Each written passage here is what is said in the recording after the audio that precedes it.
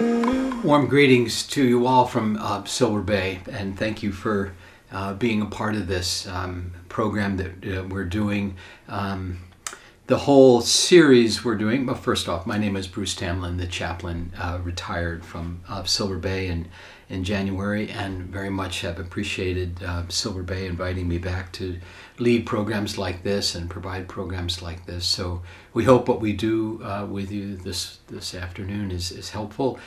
We are in the Trinity House Library, this beautiful library here that looks out over Silver Bay. We have a lot of guests in Trinity as part of the Pastoral Respite program this weekend and this week. So it's wonderful to be here, and I'm with my good friend Austin Porth, who's the digital marketing and media specialist at Silver Bay. Thank you, Austin, for making these all possible that way. So this series that we're putting together this year, it started in January and it'll go through, it actually started in February, March, but it'll go through the end of the year, through December. But the title of the whole series is called Making the Most of This Precious Life. And you're welcome to contact me at brucetamlyn@gmail.com if you'd like to, or to talk about any of the programs that we've done. But this series, again, is really this idea that this life we've been given is a gift, and how do we make the most of this life? And I think this is something that Silver Bay, in so many ways, has, for all these decades, been a part of people's lives, is making this place a place where people can come and heal and to maximize the gift of life that we've been given that way. So it feels so appropriate to be doing this on the campus of Silver Bay. And so before we get into our topic today, our topic is called inner work, and what we're going to talk about today is how to go about doing inner work, and how does inner work sort of show up in our lives. So, but before we do that, I'd like us to do, just as we've always done in this program, just a short centering experience where we have a chance to do some sort of little centering prayer. And in doing the centering prayer, it sort of sets us up for the material that we want to talk about today. So what I'm doing is just sitting in this comfortable chair here in the library at Brookside and at Trinity, and invite you to find a comfortable chair to sit at your home or where you are, and in sitting in this chair, the chair that you're choosing to be in, just to relax into it and to feel the support of the floor and the chair.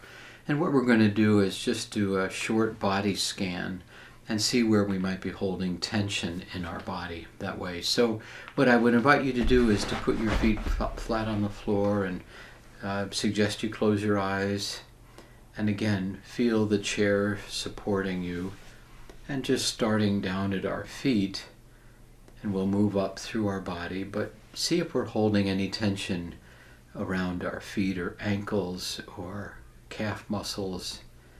And if we are, just to breathe into that area and just let that tension go. And then as we slowly move up our body into our knees and our thighs, our torso area, if we're holding tension there, just to let that tension go. And then as we move up into our midsection, that way into our chest, just to, again, sense there might be tension there, and relax that tension, breathe into it. And then our arms and our shoulders, and up into our neck and our head, often where we hold tension in our shoulders or a neck area or in our head, just to allow that tension just to drain out of us. And so we find ourselves peacefully in a state of real calm, in a state of quiet, and just allowing ourselves to rest into these quiet moments. And then we'll just add a short breathing exercise where we we actually focus on our breath. We focus on our in-breath and on our out-breath. And as we focus on our in-breath and as we move to the out-breath, we say a word in our mind's eye, just silently in our mind, a word that is comforting to you, like love or compassion or peace or calm, joy. Just choose a word that is supportive of you, and as you're doing this out-breath, just to say that word silently to yourself. And so the exercise becomes one of being very aware of your in-breath and focusing on that, and then focusing on your out-breath and saying your comforting word. And so I invite us to just do this for a couple of minutes. Just in-breath and our out-breath, and silently saying our comforting word in our mind's eye. So let me invite you to take a couple breaths in and exhaling.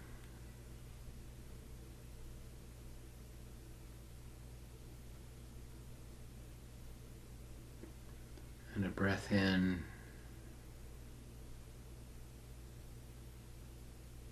And a breath exhaling, saying our word.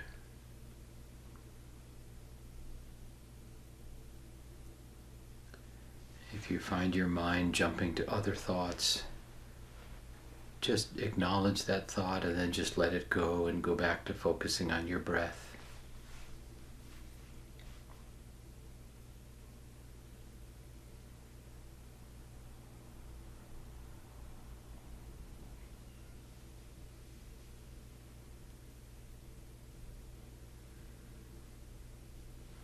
And this is something we're just going to do for a couple minutes today, but it might be something that you would enjoy doing on a regular basis as a spiritual practice, and just centering and grounding yourself.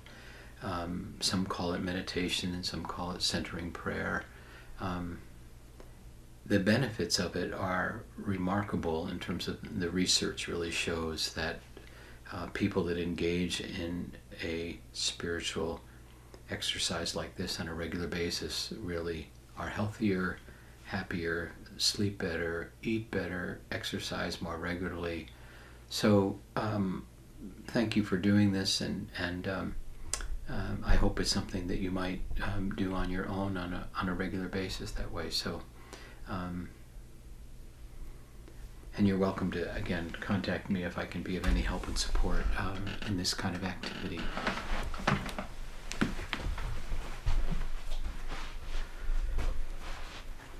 So we have been talking about this idea of inner work, and what I'd like to focus on today, specifically around inner work, are some of the opportunities to engage in doing inner work. And I want to go into these rather specifically today for us. So there are a number of ways, many ways, to go about doing inner work and engaging in inner work. On one of our last videos, we contrasted inner work with the idea of outer work. Outer work might be how we're eating or exercising or that kind of thing. Inner work is what goes on emotionally for us and what goes on at the psychological level and what goes on within us that way. And I just want to, at the beginning, emphasize that there's no right way to do this. The right way to do it is the way that works best for you in that way. And just to be really kind of clear and open about it, for some people, when they come to Silver Bay, inner work can be sitting at the boathouse porch looking out at this beautiful lake and the mountains across the lake. And that's a form of inner work for folks, and they just have a chance to reflect. And so the idea being that this concept of inner work for us allows us to think about and focus on ways of engaging with our inner self. And I'd like to just talk briefly about the goals of doing inner work. Why would we do this inner work? Or what's the reason? Or what's the goals of doing inner work? So let me just speak to this for a moment. Doing inner work is an opportunity to be in touch with ourselves, these beautiful human beings that we are, that God has created. And it's an opportunity to get to know ourselves better and more fully that way, and to embrace ourselves. And inner work enables us to be in touch with our emotions, the psychological part of us, the spiritual aspects of ourselves. These are the places that we, I think, become healthier when we actually take time to be aware of. And it helps us, doing inner work helps us to be more present to ourselves and to others, and to be present to the moment. I think one of the more interesting books that have been written on this is The Power of Now by Eckhart Tolle. Maybe some of you have read that. If not, I recommend it. The Power of Now. Because what he emphasizes there is that the moment that we're enjoying right now is the moment that we want to be focused on and thinking about, rather than what happened yesterday or what we're worrying about what might happen tomorrow. Are we fully present now? Thinking about this for me for a moment. Austin and I are here in the library, and we're engaged in producing this video. And is this something we can be enjoying right now as we're doing this, rather than what's going to happen next or whatever? And so the power of now that Tolle wrote about is really helping us understand that this is the moment that we want to be really focused on and aware of.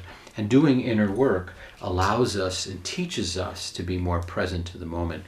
You know, when you talk to somebody, or you see somebody in the hallway, or you bump into somebody as you're sort of walking somewhere, a friend or whatever, or a colleague, and you sort of have this interaction with them, but you can tell that they're not really present to you. You can tell they're not really there. And I don't ever do this, but sometimes I actually want to say, are you in there somewhere? Are you there? Kind of thing, because I feel like they're so preoccupied. And I'm guilty of this too, sometimes being so preoccupied by something I'm not really present to the person. And I think one of the things that really captures the spiritual life in some ways is being so present to those around us, and they can feel our presence and know that we're right there. So inner work helps us to be focused on the present and finding the joy and the fullness and the richness of this moment right now. And inner work slows us down. The idea that we're racing to accomplish something, or racing to get this done, and then we're racing to get this done, and then when we get this done, and then when we get this done, then finally it'll be all done. Well, it never works that way. There's always more to do in that way, and there's always more to be a part of. But inner work just helps us to slow down and be cognizant of where we are right now. And it helps us to understand our own identity.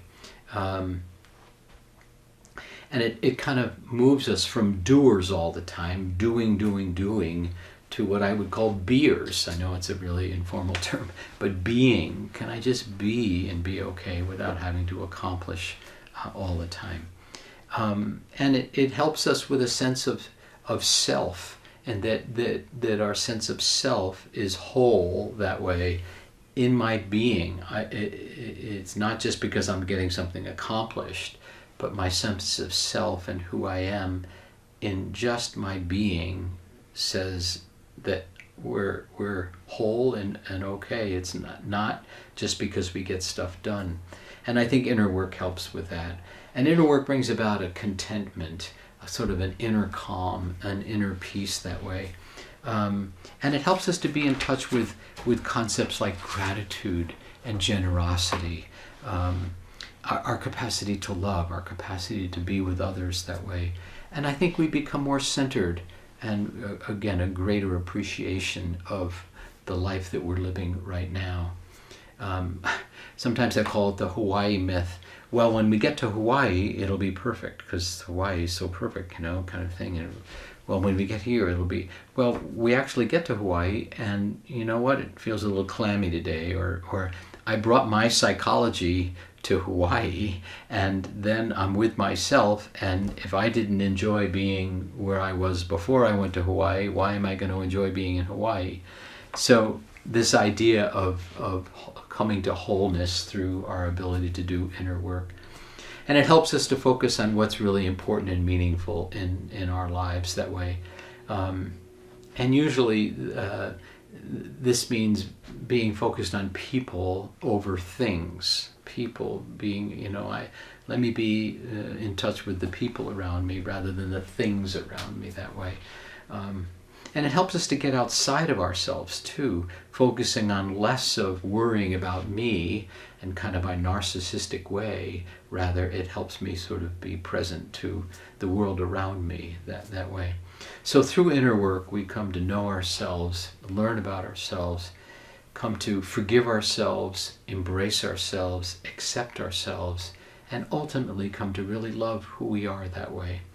And I think this is the goal of this inner work, is to make conscious what it is up to this point that we've kind of been unconscious about. And that has a lot to do with, again, self-perception and how we can be with others and our capacity to love. So inner work in many ways, again, helps us to become more conscious, more aware of our impact, more aware of those around us, more aware of life that way. And last, just this sort of the hopes of doing inner work, becoming more familiar with our shadow self, with our shadow side, with the goal of ultimately integrating our shadow side. And we're going to do a whole program on shadow in the future that will help explain that a little bit more. But there are so many benefits, again, of engaging in inner work, and I hope that I've been able to lift them up for you here. So in talking about inner work, I would like to group the different ways of doing inner work into different categories, because there are different levels of doing them. And the first category that I'm going to talk about is what I would call simple everyday moments of inner consciousness, of inner connection. Simple everyday ways. Ram Dass, author and kind of existentialist Ram Dass, he once said, sometimes you can be walking down the street and see a leaf fall from the tree and be so moved by it and be so in touch.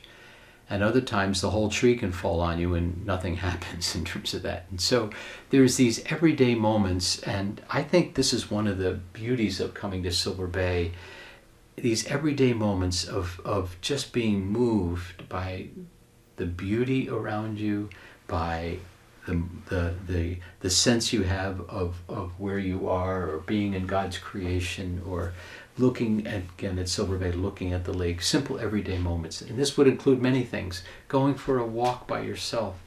I was talking to somebody recently who said to me that they had come up to Silver Bay alone. They have family, but the family didn't come with them this time. They were alone. And so they did some solitary hiking. They just went hiking by themselves. And they were a little, maybe a little afraid of it, but it's just going to be okay, go out by myself. And they were so moved by the opportunity to be with themselves in the beauty of nature, walking on our trails. And they did it 3 days in a row. And the person described to me how transformational it was for them to have that experience. That was doing inner work that way. So going for a hike, going for a walk, being in nature, the opportunity to do those things, we kind of reflect on our life. And I think that's, again, one of the gifts of Silver Bay. We come here and we have the opportunity to reflect and think about our life that way. So this first category is like an experience where you're with your thoughts and you're able to focus on your inner life and you're able to reflect on your life that way. Again, at Silver Bay, a kayak out in the lake and the beauty of that, can be an inner moment for you that way. Or sitting in the chapel quietly, listening to the string quartet, Or maybe there's nobody else in the chapel and you're sitting there by yourself, or sitting in the memorial garden is a moment of doing inner work. Swimming and luxuriating in the lake, or going to the top of Inspiration Point. All of these offer this opportunity to what we call a category 1, these simple everyday moments of inner connection.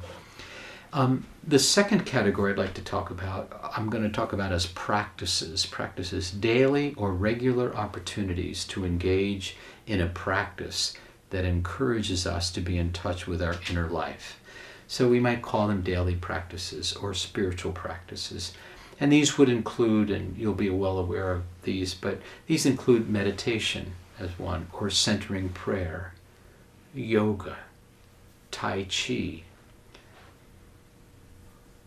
contemplative prayer, scripture reading, sometimes looking at some sort of text that you're reading, poetry, the opportunity to engage in a regular kind of activity that has you reflect on life, that has you begin to be aware of your inner life. These are category 2 for me, practices that we engage in.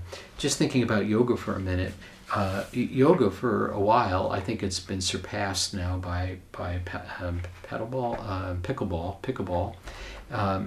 But yoga was one of the fastest growing activities in the YMCA across the country, because what it was doing was it was allowing people to slow down and feel the presence of being with a group of people who are doing some good inner work, and sometimes doing yoga alone too that way. So cultivating the spiritual life through a daily practice that encourages us to be in touch with the divine within us, to be in touch with ourselves. I really support the idea of a spiritual practice or a spiritual discipline that allows you to center yourself and ground yourself each day that way. I have mentioned this in a previous video, but I just briefly say Richard Foster has published a book many, many years ago, decades ago, called The Celebration of Discipline.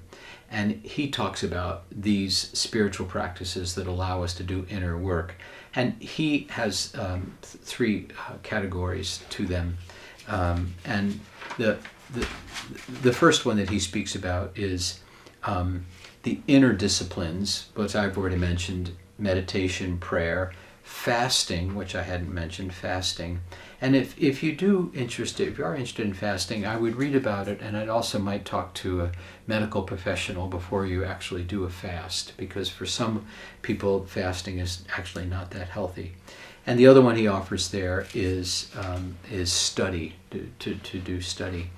The second category that Foster offers, he calls them outward disciplines: simplicity, solitude, submission, and service.